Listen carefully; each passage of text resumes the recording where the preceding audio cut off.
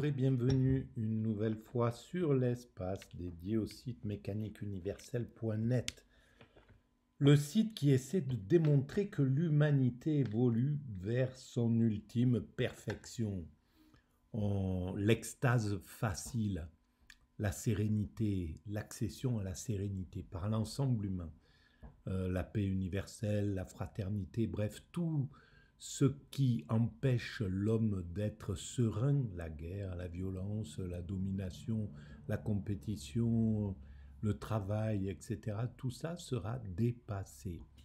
Et l'humanité, donc, vivra dans cet état-là. Alors, ça, c'est la logique de l'évolution, d'après mon analyse, évidemment. Euh, c'est une analyse qui se veut rationnelle le plus possible, c'est-à-dire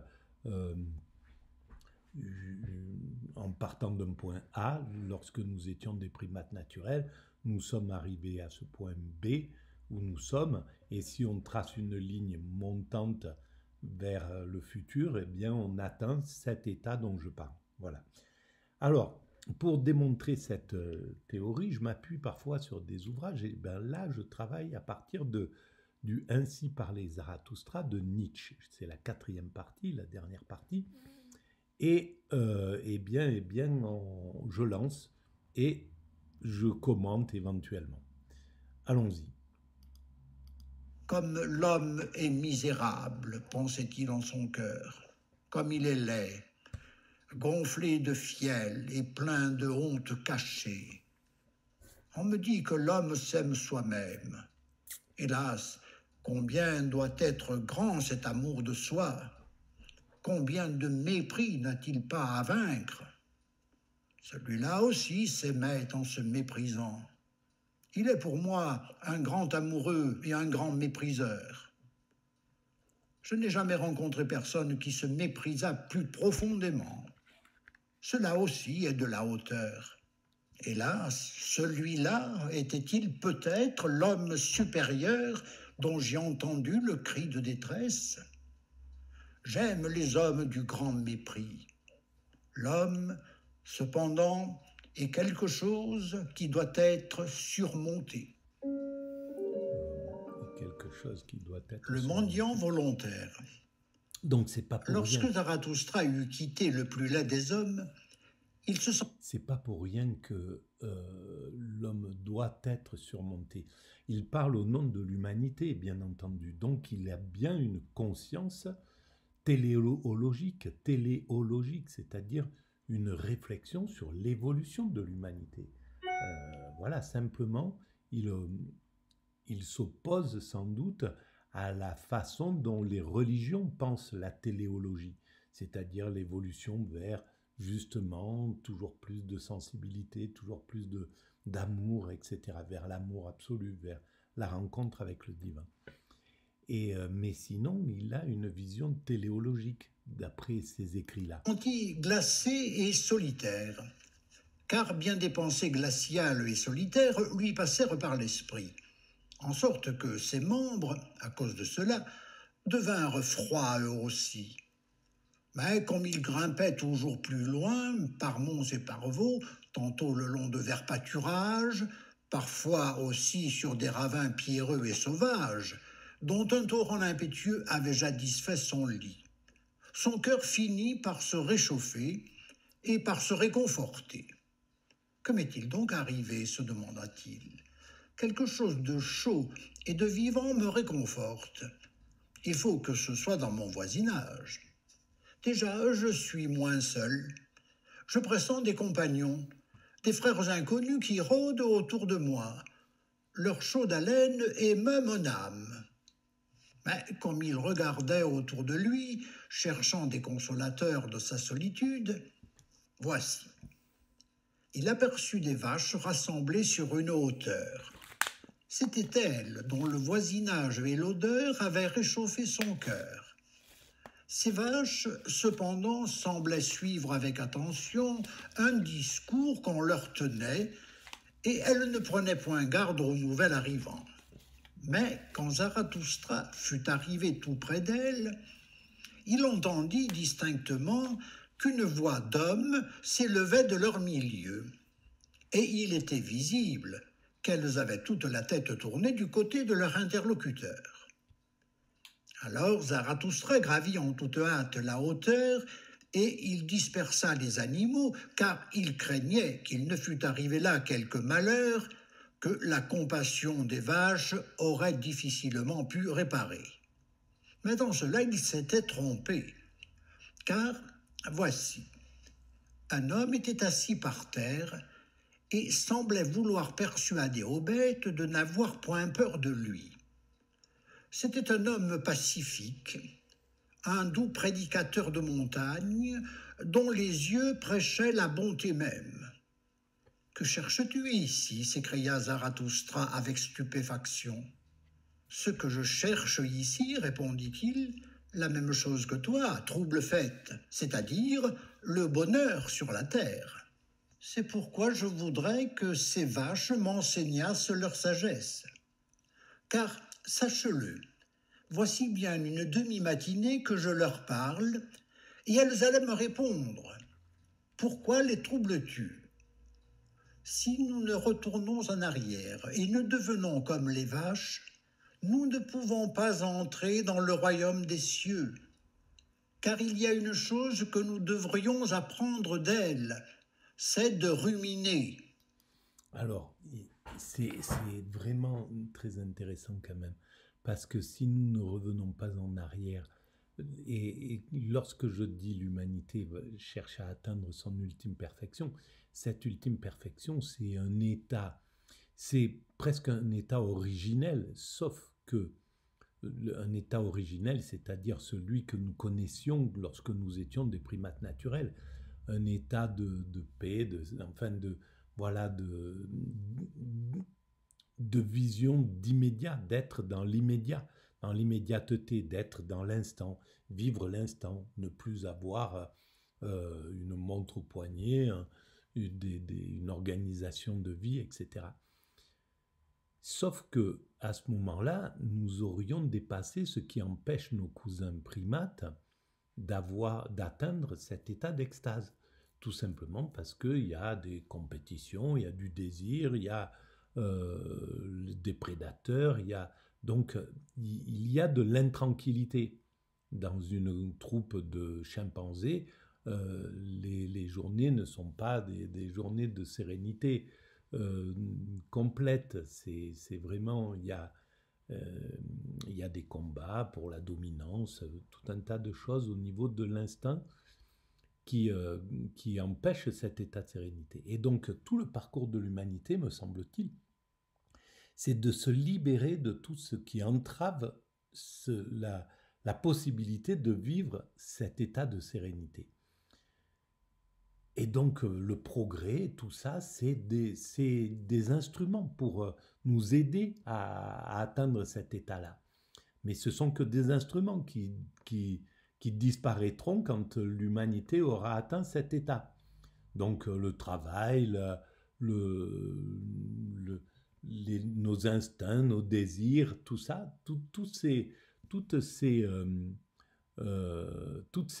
ces moteurs de construction, c'est des moteurs d'action, tous ces moteurs d'action seront abolis ou minimisés, ou je ne sais pas exactement, parce qu'on ne peut pas imaginer ce que sera l'humanité dans plusieurs siècles. Encore, comment elle aura réglé ce problème d'évolution vers cet état de perfection. Et en vérité, quand bien même l'homme gagnerait le monde entier, s'il n'apprenait pas cette seule chose, je veux dire de ruminer. Et alors ruminer, c'est de pouvoir, je pense, je ne sais pas, hein, mais c'est de pouvoir penser ce passé, le malaxer, pour pouvoir véritablement le digérer d'abord, et puis le comprendre dans sa totalité. À quoi tout le reste lui servirait-il ? Car il ne se déferait point de sa grande affliction qui s'appelle aujourd'hui dégoût, et qui donc n'a pas aujourd'hui du dégoût plein le cœur, plein la bouche, plein les yeux. toi aussi, toi aussi. Mais vois donc ces vaches. Ainsi parla le prédicateur de la montagne, puis il tourna son regard vers Zarathustra, car jusqu'ici ses yeux étaient restés attachés avec amour sur les vaches. Mais soudain son visage changea. « Quel est celui à qui je parle » s'écria-t-il effrayé en se levant soudain de terre. « C'est ici l'homme sans dégoût, c'est Zarathustra lui-même, celui qui a surmonté le grand dégoût. C'est bien l'œil, c'est bien la bouche, c'est bien le cœur de Zarathustra lui-même. » Et en parlant ainsi, il baisait les mains de celui à qui il s'adressait, et ses yeux débordaient de larmes. Et il se comportait tout comme si un présent ou un trésor précieux lui fût soudain tombé du ciel. Les vaches, cependant, contemplaient tout cela avec étonnement. « Ne parle pas de moi, homme singulier et charmant, » répondit Zarathustra en se défendant de ses caresses. « Parle-moi d'abord de toi. N'es-tu pas le mendiant volontaire qui jadis jeta loin de lui une grande richesse, qui eut honte de la richesse et des riches, et qui s'enfuit chez les plus pauvres afin de leur donner son abondance et son cœur? Mais ils ne l'accueillirent point. Ils ne m'accueillirent point, dit le mendiant volontaire, tu le sais bien. C'est pourquoi j'ai fini par aller auprès des animaux et auprès de ces vaches. C'est là que tu as appris, interrompit Zarathustra, combien il est plus difficile de bien donner que de bien prendre, que c'est un art de bien donner, que c'est la maîtrise dernière d'ingénieuse bonté. Surtout de nos jours, répondit le mendiant volontaire, aujourd'hui où tout ce qui est bas s'est soulevé, farouche et orgueilleux de son espèce, l'espèce populacière. Car tu le sais bien, l'heure est venue pour la grande insurrection de la populace et des esclaves. L'insurrection funeste, longue et lente, elle grandit et grandit toujours. Donc il ne semble pas voir l'importance et la beauté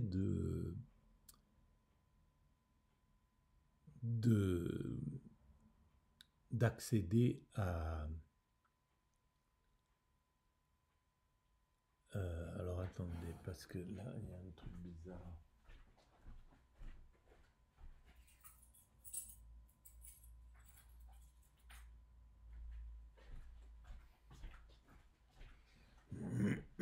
D'accéder donc à la démocratie, c'est-à-dire la souveraineté du peuple et de la populace, comme il semble le dire, si c'est bien de ça dont il parle. Et c'est une évolution fondamentale pour l'évolution humaine. C'est sans doute la plus grande évolution qu'il ait pu réaliser dans ses progrès, dans les progrès humains. Parce que ça inverse les lois de la nature tout en gardant toute l'énergie. C'est-à-dire ce n'est plus les dominants qui prennent le pouvoir sur le groupe et qui imposent leur toute-puissance, comme chez les primates. C'est les meilleurs, donc les dominants, effectivement, mais du peuple et de l'ensemble, de la population, peuple, dominant, etc., qui sont en compétition pour devenir les meilleurs, et les meilleurs sont choisis par le peuple pour qu'ils fassent la politique du peuple, pour qu'ils rendent heureux le peuple, et non pas qu'ils thésaurisent les privilèges pour eux-mêmes. Donc une vraie démocratie fait le bonheur du peuple, cherche le bonheur du peuple, tout simplement, et lui est secondaire, en fait. Les dominants sont juste au service du peuple. Et donc, ça inverse les lois de la nature tout en gardant toute son énergie. Et ça, c'est inouï, quoi, hein, parce que tout le monde animal, plus ou moins, est régi par le système dominant-dominé. et de façon difficilement bougeable. Ça ne bouge pas et c'est ce qui fait que nos cousins primates ne peuvent pas évoluer aussi vite que les hommes. Tout simplement parce qu'ils sont soumis à cet instinct. Des dominants s'imposent, imposent leur diktat, ils sont harcelés par des prétendants qui, à un certain moment, finissent par les renverser parce que les dominants ont perdu de l'énergie, ont vieilli, sont plus au top. Ils les renversent, ils prennent leur place, ils deviennent des dominants, ils thésaurisent les privilèges, etc., etc. Et c'est ce mécanisme qui se reproduit. Et ça, c'était le mécanisme de la dictature, c'est le mécanisme de l'aristocratie, etc., de l'oligarchie. Voilà, c'est des dominants qui prennent le pouvoir pour leur propre compte, en fait, pour assouvir leurs propres besoins avant tout. Puis le peuple, s'il a besoin de quelque chose, il ramasse les miettes. Aujourd'hui, les petits se révoltent contre tout ce qui est bien fait et aumône. Que ceux qui sont trop riches se tiennent donc sur leur garde. Malheur à qui, tel un flacon ventru, s'égoutte lentement par un goulot trop étroit, car c'est à ces flacons que l'on casse à présent volontiers le col. Et on voit à quel point, quand on revient en arrière, comme là c'est un moment de retour en Occident, de retour vers l'oligarchie, on était dans une démocratie quand même plus confortable et plus consciente dans les 30 Glorieuses, par exemple. Et on voit que dès que on revient à un système oligarchique, un système aristocratique, un système primaire animal, eh bien on en vit la souffrance. Le peuple n'est pas heureux. On voit bien que là, il souffre parce que les dominants sont dans un état de toute puissance et ils font ce qu'ils veulent. Et on le voit même dans les guerres d'ailleurs, ils bombardent où ils veulent sans... plus personne ne leur dit plus rien, quoi. Ils sont en roue libre, en fait. Convoitise lubrique, envie fielleuse, âpre soif de vengeance, fierté populacière, tout cela m'a sauté au visage. Il n'est pas vrai que les pauvres soient bienheureux. Le royaume des cieux, cependant, est chez les vaches. Et pourquoi n'est-il pas chez les riches demanda Zarathustra pour l'éprouver, tandis qu'il empêchait les vaches de flairer familièrement le pacifique apôtre. Pourquoi me tentes-tu répondit celui-ci. Tu le sais encore mieux que moi.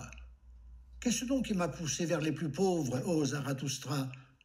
N'était-ce pas le dégoût de nos plus riches, de ces forçats de la richesse qui, l'œil froid, le cœur dévoré de pensées de lucre, savent tirer profit de chaque tas d'ordures, de toute cette racaille dont l'ignominie crie vers le ciel, de cette populace dorée et falsifiée dont les ancêtres avaient les doigts crochus, vautours ou chiffonniers, de cette gent complaisante aux femmes, lubrique et oublieuse, car ils ne diffèrent guère des prostituées.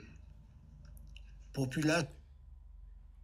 Là, il y a quand même une forme, une critique assez forte. Et voilà. Soit en haut, populace soit en bas, qu'importe aujourd'hui encore les pauvres et les riches.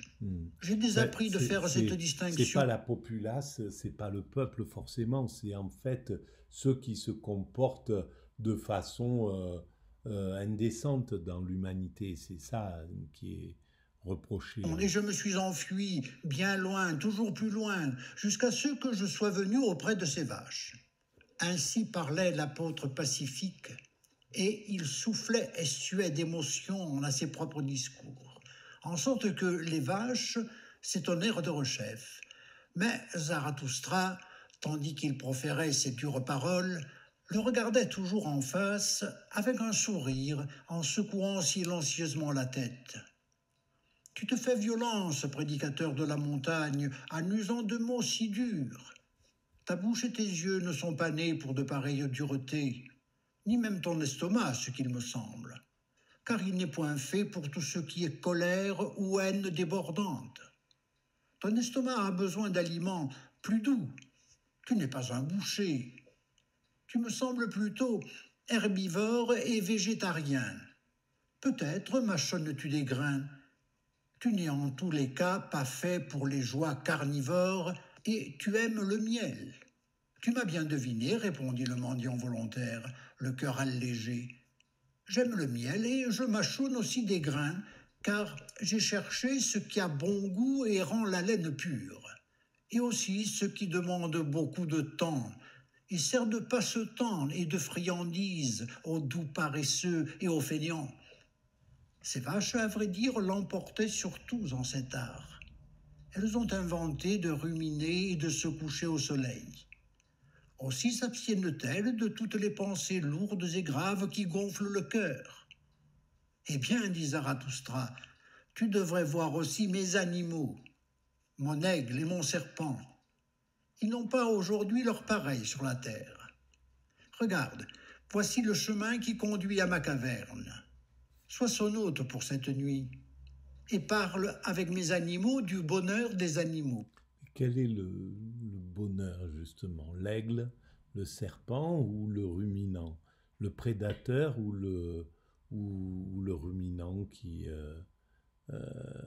vit justement dans la paix, il n'a pas besoin de passer du temps à chasser, etc. Qui?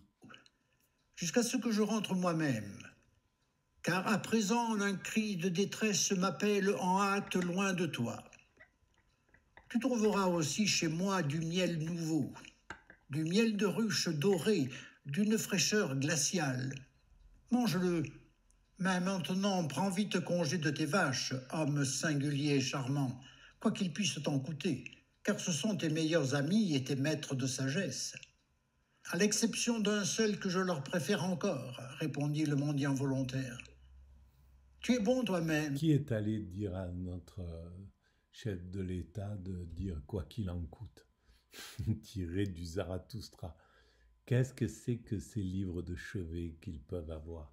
Pourquoi ça devrait être interdit d'avoir le Zarathustra sans en avoir une pure connaissance, c'est pas mon cas d'ailleurs, mais sans comprendre, ou comme le prince de Machiavel, euh, ces livres qui sont passés en réalité.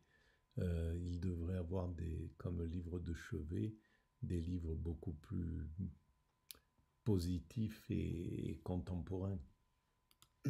Et meilleur encore qu'une vache, ô Zarathustra. Va-t'en, vilain flatteur, s'écria Zarathustra en colère. Pourquoi veux-tu me corrompre par toutes ces louanges et le miel de ces flatteries? Va-t'en, loin de moi, s'écria-t-il encore une fois en levant sa canne sur le tendre mendiant. Mais celui-ci se sauva en toute hâte. Voilà. Bon, eh bien, on va arrêter là pour ce